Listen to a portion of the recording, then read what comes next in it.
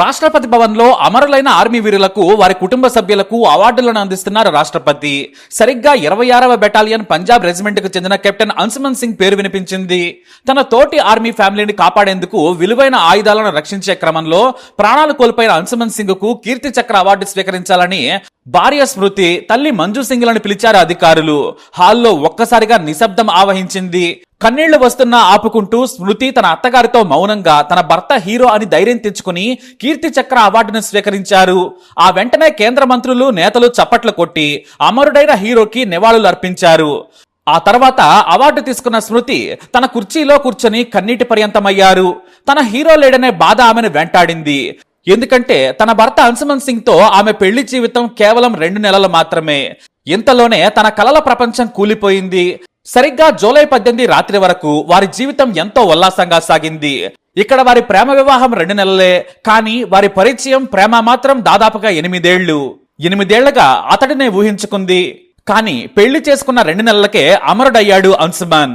సియాచిన్ లోని మంచుతో ఆడుకుంటూ మాట్లాడిన మాటలే ఆమెకు గుర్తు. సియాచిన్ జీవితాన్ని తన భార్యకు చూపించారాయన.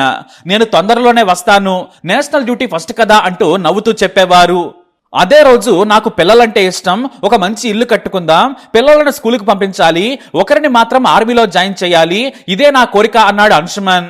తప్పకుండా అనుకుంటూనే వచ్చే 50 ఏళ్ల భవిష్యత్తును ఊహించుకున్నారిద్దరు. సరిగ్గా రాత్రి 10 గంటలకు గుడ్ నైట్ చెప్పాడు captain Anshuman Singh. Good night అంటూ స్మృతి ఫోన్ పెట్టేశారు. ఇక ఆ తర్వాత అంటే జూన్ 19న ఉదయం 6 గంటలకు స్మృతి ఫోన్ మోగింది. అవతల వ్యక్తి మాట్లాడలేక స్మృతిజీ అన్నారు. చెప్పండి సార్ అన్నారు స్మృతి.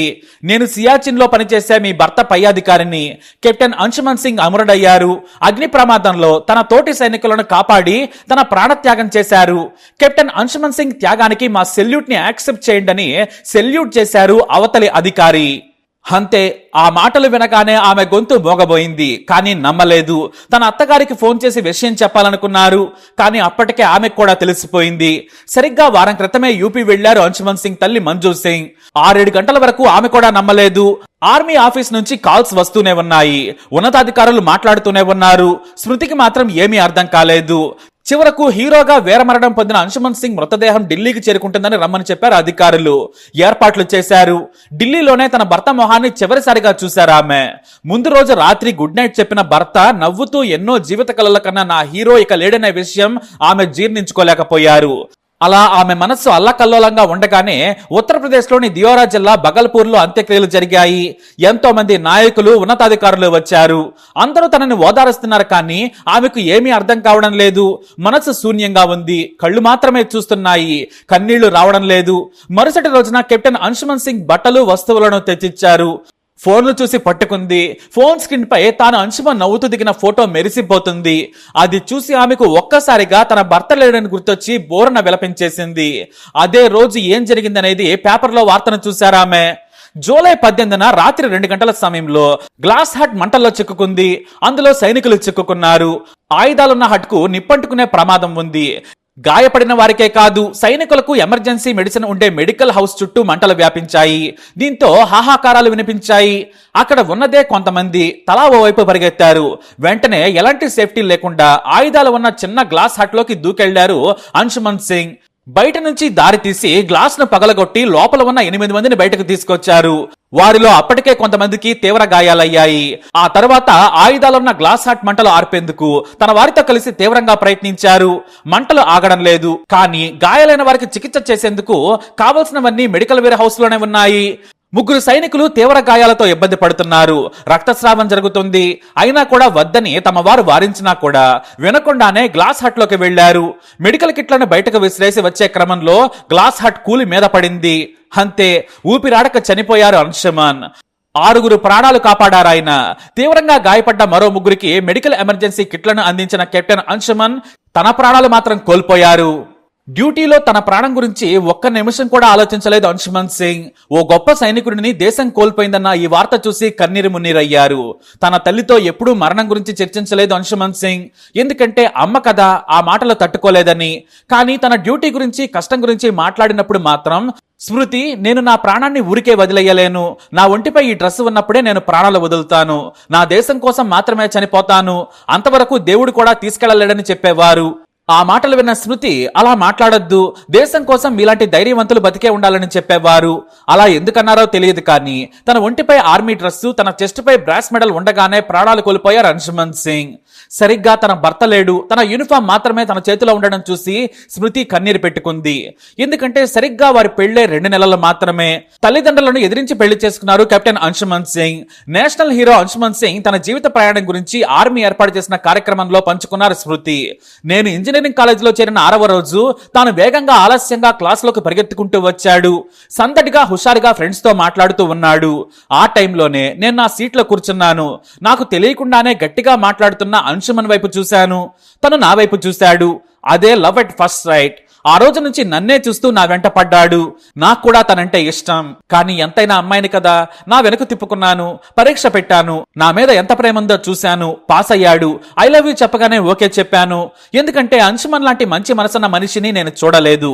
మాటలు, నిజాయితీ, చురుకుదనం, ఫిల్టర్ లేకుండా గలగలా మాట్లాడేస్తుంటాడు. అబద్ధాలు తెలియదు. కోపం వస్తే వెంటనే అనేస్తాడు. మనసులోని కోపాన్ని దాచుకోలేనంత సున్నితమైన వ్యక్తి అంటూ బోరన విలపించారు స్మృతి. మళ్ళీ కన్నీళ్లు తుడుచుకుని మాట్లాడింది స్మృతి. నాకు ఇంతకంటే గొప్ప భర్త రాడని అనుకున్నాను. ఇద్దరం ఇంజనీరింగ్ పాస్ అయ్యాం. మీకు విషయం చెప్పాలి, అంశుమన్ సింగ్ క్లాస్ టాపర్, నేను మాత్రం టాప్ 20లో ఉంటానేమో. మా ప్రేమ తన చదువును ఆపలేకపోయింది, కానీ నేనే చదవలేకపోయాను. జీవితం మీద ఒక లక్ష్యం ఉన్న వ్యక్తి అంశుమన్. కానీ నాకు తెలియకుండానే ఆర్మీ మెడికల్ కాలేజీకి అప్లై చేశాడు. అందులో పాస్ అయ్యాడు. మళ్ళీ ఆర్మీ మెడికల్ కాలేజీలో చదవడం మొదలు పెట్టాడు. నేను తన కోసమే వెయిట్ చేస్తున్నాను. మా ఇంట్లో పెళ్లి గురించి మాట్లాడినా కూడా నేను వాయిదా వేశాను. ఎందుకంటే నా భవిష్యత్తు జీవితం అంతా అంశుమన్తోనే అని అనుకున్నాను. ఆ తర్వాత ఆర్మీలో డిగ్రీ పూర్తి కాగానే ఢిల్లీలో కొన్నాళ్లు పనిచేశారు. అప్పుడు రోజు కలుసుకున్నాం. మా ప్రేమకు 8 ఏళ్లు. కానీ మా కాలేజ్ తర్వాత మేము కలుసుకుంది తక్కువే. డిస్టెన్స్ లవ్ అనండి, మరొకటి అనండి, కేవలం ఫోన్ లో మా ప్రేమ పెరిగింది. ఇక చివరకు తన ఇంట్లో చెప్పేశారు. వారు ప్రేమ పెళ్లి వద్దన్నారు. మా ఇంట్లో కూడా ఆర్మీ కెప్టెన్ తో పెళ్ళా అన్నారు. వారికి ఒకవైపు గర్వంగానే ఉన్నా కూడా ఎందుకో కాస్త భయపడ్డారు. చివరకు సరేనన్నారు.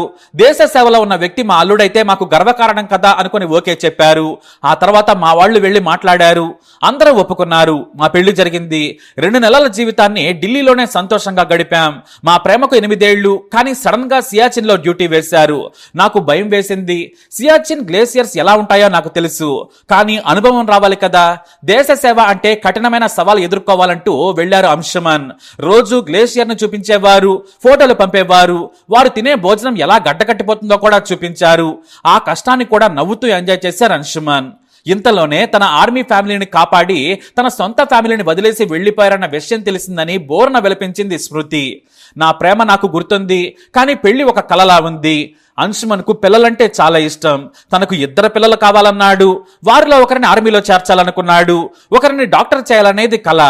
అవేవీ తీరకుండానే తాను కోరుకున్న విధంగా హీరోలా అమరుడయ్యాడని గర్వంగా చెప్పారు స్మృతి. నేను తన జ్ఞాపకాలతో ఈ కీర్తి చక్రతో జీవితం గడిపేస్తాను. నాకు ఆ 2 నెలల జీవితం చాలు. 8 ఏళ్ల మా ప్రేమ గుండెల్లో ఉంది. ఈ జీవితం తన జ్ఞాపకాలతోనే ఉంటాను. నా భర్త హీరో. ఆ విషయం నాకు తెలుసని చెబుతూ ధైర్యంగా ముందుకు కదిలారు స్మృతి. మనం కూడా దేశ సేవలో అమరుడైన కెప్టెన్ అంశుమన్ సింగ్ కి సెల్యూట్ చేద్దాం. జై హింద్.